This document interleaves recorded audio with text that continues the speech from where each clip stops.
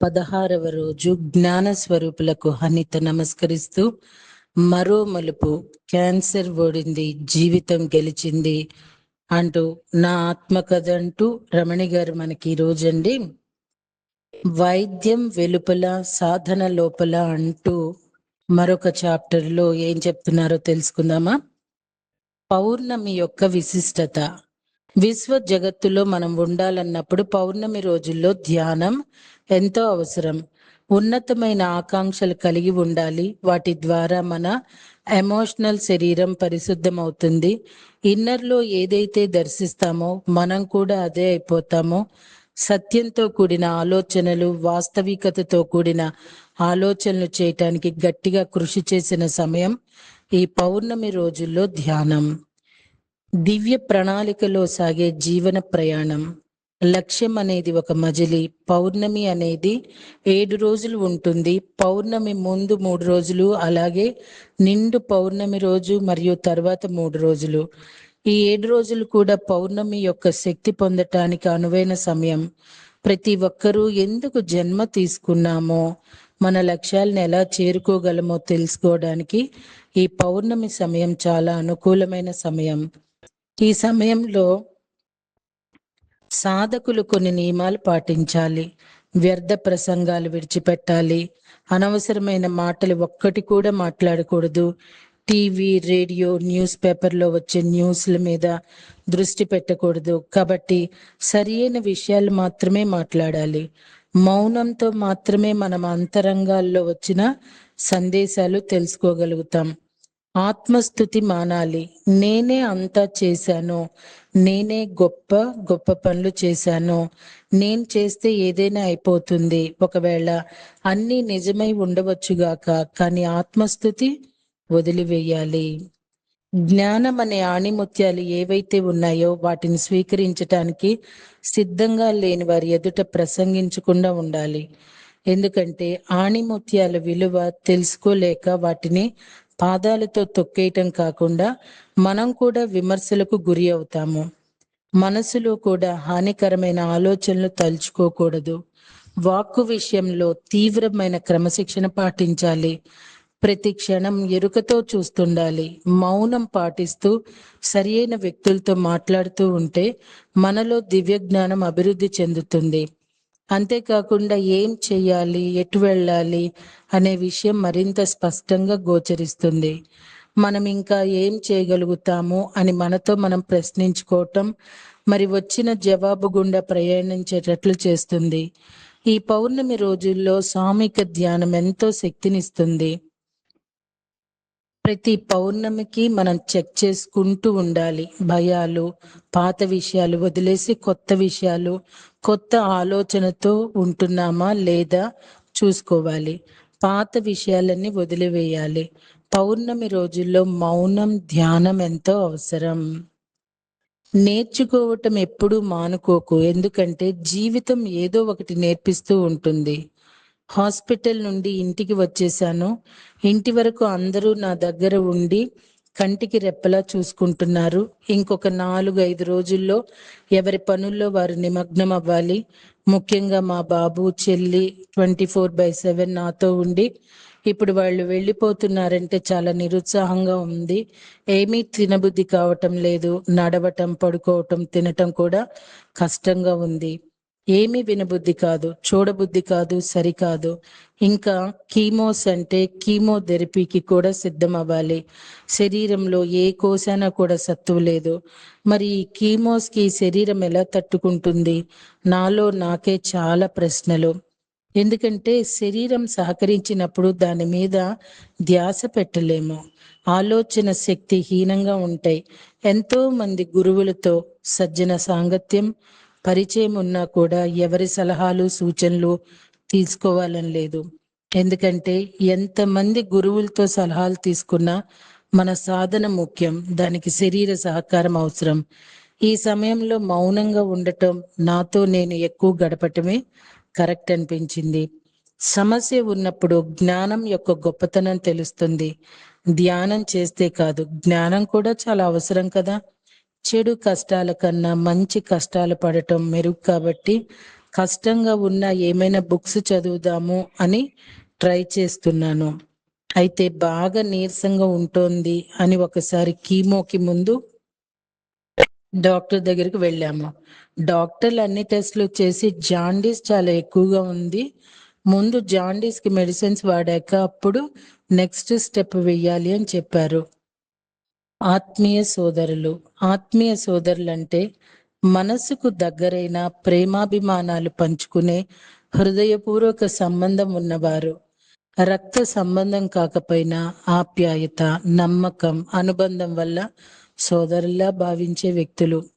ఆ రోజు నాకు బాగా గుర్తు. ఆశ, శ్రీదేవి మేడం అంటే స్పిరిచువల్ టాబ్లెట్స్ నన్ను చూడటానికి వచ్చారు. నా పరిస్థితి చాలా దీనంగా ఉంది, వాళ్ళకి చాలా బాధాకరంగా అనిపించింది. అప్పుడు నేను మా ఆయన ఉన్నాము. డాక్టర్ గారు నాకు 7 గంటలకు అపాయింట్మెంట్ ఇచ్చారు. జాండీస్ ఎక్కువగా ఉంది అని తెలిసిన తర్వాత అపాయింట్మెంట్ క్యాన్సిల్ చేసుకుని ఉండిపోయాను.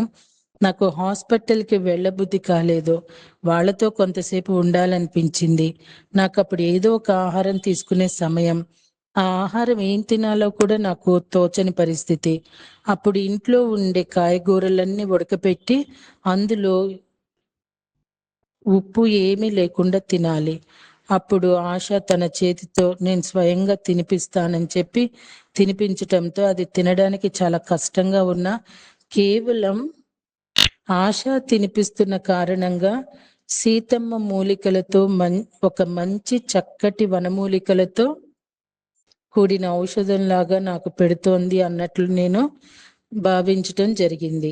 వారితో సుమారు 2-3 గంటలు గడిపి ఒక మంచి ఆధ్యాత్మిక వాతావరణంలో ఆ రోజు రాత్రి నేను హాయిగా పడుకుండిపోయాను. శ్రీదేవి మేడం హాస్పిటల్కి ఒకరోజు చాలా పీక్ టైంలో ఉన్నప్పుడు వచ్చారు.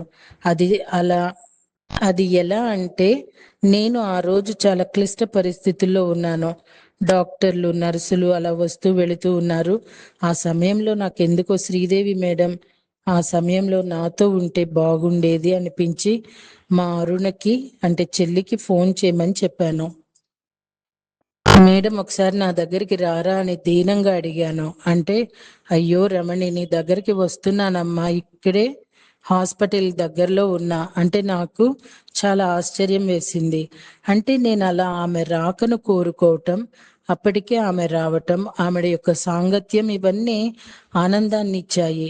ఆ సమయంలో ఆమె వస్తే ఒక దేవత, ఒక స్త్రీ శక్తి వచ్చి నాకెంతో శక్తి ఇచ్చి వెళ్ళినట్లు అనిపించింది. ఇలా చాలా సార్లు నాకు బాగోలేని సమయంలో నా మనసుకి ఈ వ్యక్తులు ఈ సమయంలో వస్తే నాకు చాలా ఆనందంగా ఉంటుందని మనసులో అనుకోగానే నా హృదయం కోరిన వాళ్లే వచ్చేవారు. అలాంటప్పుడు నా మనసు ఎంతో ఆహ్లాదంగా అనిపించేది. ప్రతి ఒక్కరూ కూడా చాలా చక్కగా సహకరిస్తున్నారు అంటే నాకొకటి అర్థమైంది. నేనేదైతే ఇప్పుడు బాధపడుతున్నానో అది నా లైఫ్ డిజైన్ అని, అందువల్ల నేను ప్రతి నిమిషం ఎరుకతో నా లైఫ్ పర్పస్ లో ఇది ఉండటం వలన నేచర్ చాలా చక్కగా నా చుట్టూ అనుకూలమైన వాతావరణాన్ని కల్పించిందని, అంటే నా భర్త, అమ్మ, అన్నయ్య, బాబు, చెల్లి, అలాగే ఇంట్లో పని చేయటానికి ఉన్న సహాయకులు అందరూ ఒకే స్థాయిలో నాకు సహకరిస్తున్నారు. డాక్టర్లు కూడా ఎంతో చక్కగా ట్రీట్మెంట్ ఇస్తున్నారంటే ఖచ్చితంగా నేను ఈ జన్మలో ఈ అనుభవం పొందాలి అని ముందే నిర్ణయించుకున్నది కాబట్టి ప్రకృతి ఎంతో అద్భుతంగా ఏర్పాటు చేయటమే కాకుండా ఈ సమయంలో ఏ గురువుని కూడా ఆశ్రయించకుండా సాక్షిభూతంగా ఉండటం, ఇన్నర్తో రోజంతా కనెక్ట్ అయి ఉండటం వల్ల ఏ సమయానికి ఏ హాస్టల్ గురువుతో కనెక్ట్ అవ్వాలో అనేది నా ఇన్నర్కి తెలుసుకున్నప్పుడు భౌతికంగా ఆ యొక్క మనుషులు కనెక్ట్ అవ్వడం, కొన్ని రోజులు ఆ కాన్షియస్ లో ఉండటం జరిగేది. ఉషోదయం. Usha Pannagaveni, assistant professor, government hospital. నా జీవన ప్రయాణంలో వెలిగిన దీపంలా నేను నమ్మకంగా ముందుకు సాగేందుకు స్ఫూర్తిగా నిలిచింది. నేను ఎదుర్కొన్న ప్రతి కష్టానికి ఆమె చూపిన సహాయం, చెప్పిన మాటలు నాకు బలాన్నిచ్చాయి. ఈ ప్రపంచంలో నిజమైన స్నేహితుడు, మార్గదర్శి ఉండగలరని ఆమె నాకు రుజువు చేసింది. నా ప్రతి నీరస సమయంలో ఆమె నాకు అందించిన ఆప్యాయత, సలహా, సూచనలు క్షణంలో శక్తిగా మారేవి. నర్సుగా ఆమెకు ఉండే మెడికల్ నాలెడ్జ్, ఆమె సంరక్షణ, సహాయం, ప్రేమ, ఆప్యాయతతో మాటలు, అనుభూతులు జీవితంలో కొన్ని క్షణాలు మర్చిపోలేనివి. ఈ వ్యాధి అని విన్న తర్వాత విషాదంలోకి వెళ్ళిపోయినప్పుడు నా పక్కన నిల్చున్న ఒక దేవత లాంటి వ్యక్తి తనకుండే సీనియారిటీ ప్రకారంగా ఆమె యొక్క సూచనలు ఎంతో పటిష్టమయ్యాయి. పన్నంగా వేణి నా జీవితంలో ఒక ఉషోదయాన్ని నింపిన జ్ఞాన జ్యోతిని వెలిగించే గొప్ప మార్గదర్శి. ఆమె సూచనలు నా జీవితానికి దిక్సూచి అయ్యాయి. ఆత్మజ్యోతితో రాగసుధ జ్ఞానదాయిని. నేను బ్యూటీ పార్లర్ ప్రారంభించిన దగ్గర నుండి జ్యోతి ఆంటీ, నావెల్ డొకియాడ్ తల్లిలా నన్ను ఆదరించారు. శారీరకంగా కాదు, ఆధ్యాత్మికంగా కూడా నాకు తోడుగా నిలిచారు. ఒక మంచి స్పిరిచువల్ మార్గదర్శిగా నా వ్యాధి సమయంలో దైవానుబంధంతో, ప్రార్థనలతో, ప్రేరణతో నన్ను జీవింపచేశారు. ఆమె కుమార్తె కూడా విశ్వాసంలో ఉన్న గొప్ప వైద్యురాలు. డాక్టర్ రాగసుధ గారు, జ్యోతి ఆంటీ సలహాలు, ఆశీర్వాదాలు నా జీవితానికి వెలుగునిచ్చాయి. యేసయ్యతో లోతుగా కనెక్ట్ అయ్యి ఆధ్యాత్మికతను జీవన శైలిగా మలుచుకున్న ఒక గొప్ప వైద్యురాలు డాక్టర్ రాగసుధ గారు. వాక్యంలో అనుభవంతో పాటు ప్రార్థనలో శ్రద్ధతో నన్ను ఆదరిస్తున్న కష్ట సమయంలో దేవుని ప్రేమను నాకు అందించారు. ఆమె మాటల్లో ధైర్యం, ఆమె ప్రార్థనలో శక్తి, ఆమె సహాయంతో ప్రేమ కనిపిస్తాయి. నిజంగా ఆమె నాకు వైద్యురాలు మాత్రమే కాదు, యేసయ్య ప్రేమను తెలియజేసే దైవదూత. ఇక్కడ ఒక విషయం నాకు గుర్తుకొచ్చింది. ఎప్పుడు మన దిన ప్రణాళికల్లో భాగంగా జరిగిన విషయాన్ని ఎరుకతో ఉండగలుగుతామో అనాహత చక్రం, హార్ట్ చక్ర యూనివర్స్ తో కనెక్ట్ అయిపోతుంది. యూనివర్స్ తో కనెక్ట్ అవ్వడం అంటే పరమ గురువుల యొక్క చైతన్యంతో కనెక్ట్ అవుతాము. చైతన్యం అంటే అనంతమైన వెలుగు, లైట్, జ్ఞానము క్వాంటమ్ ఫీల్డ్ లో ఉంటుంది.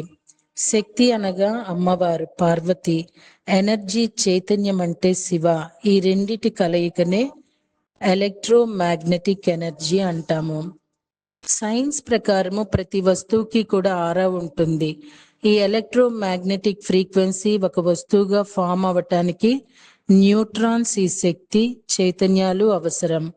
ఎలక్ట్రిక్ మ్యాగ్నెటిక్ ఎనర్జీ అవసరం ఉంటుంది.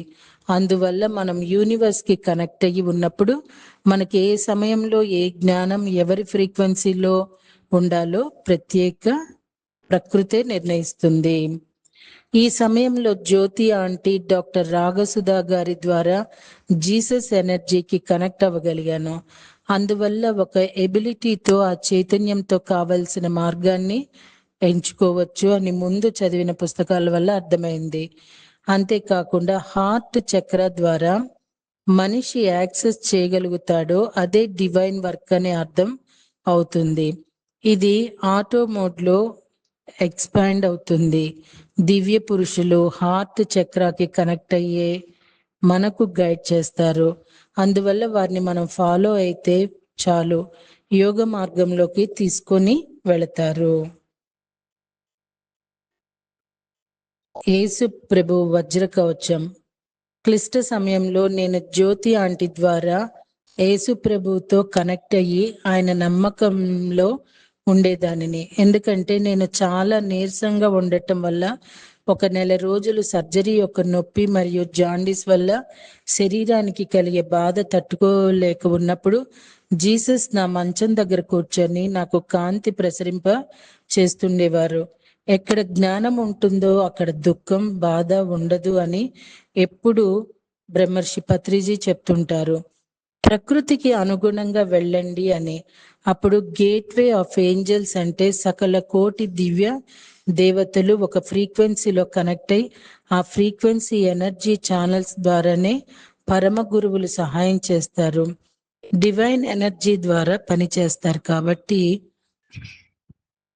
వాళ్ళు మన వెంట ఉండి సక్రమంగా గైడ్ చేస్తారు.